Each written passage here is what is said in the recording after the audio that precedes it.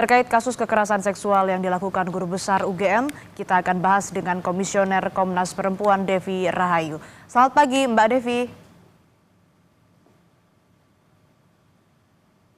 Halo, selamat pagi. Mbak Devi, ini kan sudah dipecat yang bersangkutan, Guru Besar UGM yang melakukan kekerasan seksual sudah dipecat. Tapi proses hukumnya belum berlangsung. Korban enggan untuk speak up. Bagaimana Anda melihat kasus ini?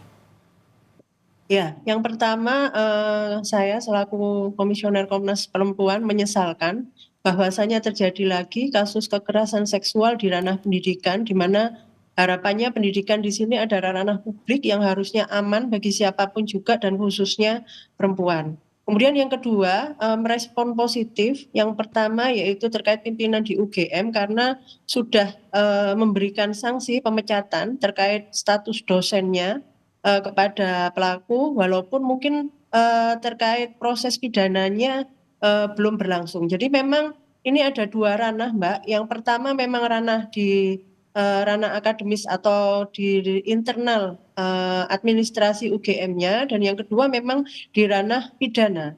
Kalau ranah terkait administrasinya memang itu sudah dilakukan karena di sana juga sudah ada Satgas PPKS yang memang kemudian mendampingi para korban berdasarkan amanat Undang-Undang Nomor 12 Tahun 2022.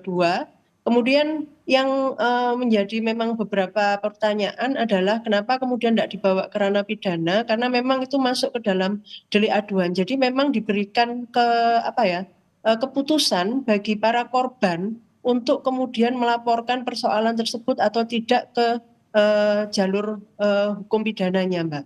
Sehingga kemudian seperti yang disampaikan tadi, polisi pun tidak bisa bergerak karena menunggu pelaporan dulu dari para korban. Dan yang harus kita hormati juga, apapun keputusan korban itu adalah hak korban. Kalau memang kemudian dia tidak mau melaporkan, itu mungkin saat ini itu masih menjadi keputusan korban untuk seperti itu. Tapi tetap peran dari Satgas PPKS itu harus tetap mendampingi agar kemudian korban itu mau mengambil ranah pidananya. Jadi keputusan berada di tangan korban, tapi terkait proses-proses pendampingan, pemulihan, dan perlindungan itu menjadi peran di Satgas PPKS-nya, Mbak. Artinya seharusnya dari pihak kampus, Satgas PPKS ini mendorong korban untuk mau melapor melalui proses hukum pidana, begitu? Iya, harusnya memang seperti itu. Tapi kemarin memang disampaikan bahwasanya korban yang meminta itu, karena seperti yang disampaikan tadi memang ada kekhawatiran dikenakannya sanksi-sanksi akademis karena terjadinya kekerasan seksual di ranah pendidikan ini kan memang ada relasi yang tidak seimbang, Mbak, antara pelaku dan korban, yaitu antara dosen dan mahasiswa. Sehingga mungkin agak kesulitan juga kemudian untuk berani speak up. Para korban sudah menyampaikan permasalahannya atau melaporkan ke Satgas PPKS, itu sudah suatu keberanian. Dia sudah berani speak up. Tapi kemudian kalau masuk ke ranah hukum pidana, mungkin terkait identitas korban, terkait kedepannya korban akan seperti apa direspon oleh masyarakat, itu mungkin bisa jadi yang menjadi kekhawatiran juga bagi korban selain persoalan-persoalan sanksi akademik. Baik, artinya ada kekhawatiran dari korban khususnya tadi sanksi akademik yang mungkin akan diterima oleh mereka jika melapor. Nah, Komnas Perempuan ini apakah akan ikut melakukan pendampingan supaya mereka lebih berani speak up dan supaya kasus ini diadili dengan benar secara hukum begitu. Kalau tidak, ini mungkin akan banyak terjadi lagi berulang di lingkungan pendidikan begitu, Mbak Devi.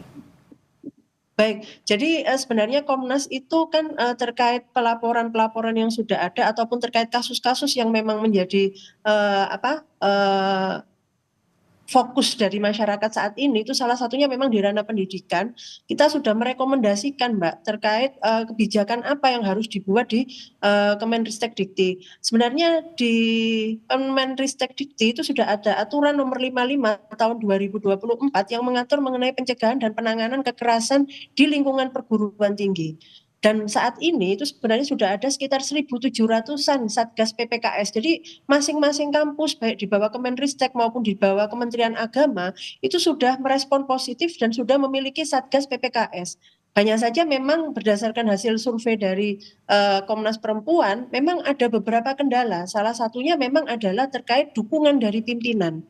Sehingga yang harus dipahami keberadaan Satgas ini kan memang di bawah pimpinan langsung, Mbak. Jadi di bawah ada yang di bawah rektor langsung, ada yang di bawah wakil rektor bidang 3 atau bidang kemahasiswaan. Sehingga kemudian terkait kebijakan-kebijakannya itu biasanya dikoordinasikan kepada pimpinan. Nah, kekhawatirannya dari survei itu ada 23% yang ternyata itu belum memberikan dukungan karena memang terkait nama baik instansi. Sehingga kemudian kalau suatu kasus yang terjadi di lingkup pendidikan yang itu kemudian di blow up di media, kekhawatirannya itu adalah selalu pertimbangannya itu antara nama baik kampus dan korban. Baik, artinya harus ada jaminan dari kampus ya. Kalau proses hukum pidananya ini tetap berlangsung, mereka yang menjadi korban juga tidak mendapatkan sanksi akademik. Karena kalau kita lihat, apalagi di kasus ini ya Mbak Devi, pelakunya guru besar UGM, takutnya ini menjadi pengecualian begitu kalau diloloskan dan bahkan tidak diproses secara hukum. Ya, jadi yang saya tahu saat ini bahwa dia sudah dipecat, Mbak, statusnya sebagai dosen. Saat ini sudah dibentuk tim yang memang sedang menangani terkait status ASN-nya. Jadi rekomendasi selanjutnya itu, jadi harapan dari korban dan juga masyarakat harusnya itu juga dihentikan status ASN-nya karena termasuk kategori pelanggaran berat di lingkup kampus. Kemudian terkait peran Satgas PPKS itu memang butuh dukungan yang penuh, Mbak, dari pimpinan. Bahwasanya pimpinan itu harus memberikan fasilitas bukan kemudian fisik, tapi kemudian dukungan moral, dukungan kebijakan agar Satgas ini benar-benar melakukan perlindungan, pendampingan dan pemulihan terhadap korban. Sehingga korban itu berasa nyaman, artinya nyaman bahwa kemudian oh ya bahwasanya apa yang menjadi hak saya, apa yang menjadi permasalahannya itu direspon positif oleh masyarakat sehingga korban akan memberanikan diri untuk kemudian masuk ke ranah pidananya. Kalau ada jaminan korban tidak takut ya untuk melapor begitu. Iya, iya jaminan itu yang harus diberikan oleh pimpinan, Mbak. Baik, kalau melihat data Komnas Perempuan, apakah memang tren kekerasan seksual ini di lingkup pendidikan cukup tinggi? Iya, survei yang pernah dilakukan oleh Komnas Perempuan dengan mengundang seluruh satgas yang ada di Indonesia, waktu itu ada sekitar hampir 70 kasus kekerasan, Mbak, di tahun 2024. Jadi memang ada satgas yang memang satgas PPKS yang memang sudah mumpuni dengan tugasnya sehingga kemudian dia merespon cukup banyak kasus. Tapi memang ada satgas yang memang kita harus memahami masing-masing kampus memiliki sumber daya manusia yang berbeda-beda sehingga kemudian Komnas waktu itu juga melakukan pelatihan terhadap seluruh satgas yang ada di Indonesia baik di bawah Permenristek maupun di Kementerian Agama. Harapannya yaitu tadi agar satgas itu mengetahui apa yang menjadi tugas dan fungsinya dan bahwa dia itu adalah garda terdepan di perguruan tinggi jika terjadi kekerasan terhadap sivitas akademika.